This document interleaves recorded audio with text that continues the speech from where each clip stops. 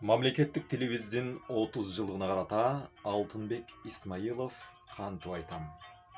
Эх, кыргызым, ойлончу, эстеже.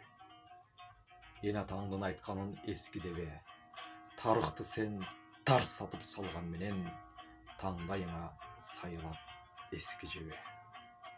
Какшап келем доо кетип балдарыма. Каргыш сөзгө кабылып калбагыла.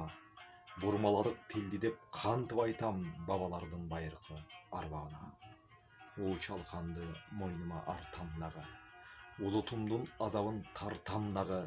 Уnuттук деп тилимди кантип айтам, урпактарга уялбай аркам дагы. Тилсиз элдин тукуму курут болгон, тилин сактап калган эл улут болгон, ата салтын мурасын унуткандар акыр түбү тирүүлөй дудук болгон. Чекит эмес, чекчейген өтүрлөймүн. Чагылгандай ырларды бүтүрбөймүн. Кайдан чыккан акын деп турасыңбы? Кыргызмын мен, кыргызча күпүлдөймүн. Ылайланган суу менен аксаң дагы, ырысыңа түкүрүп жатсаң дагы, кыргызмын деп калпакты булгалайсың. Канга сиңген тилиңди сатсаң дагы.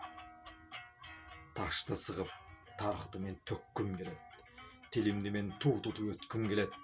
Эне тилин эсирип чаңгандарды эне тилде ашатып сөккүм келет. Ылайланган суу менен аксаң дагы, ырысыңа түкүрүп жатсаң дагы, кыргызмын деп калпакты булгалайсың. Канга сиңген тилиңди сатсаң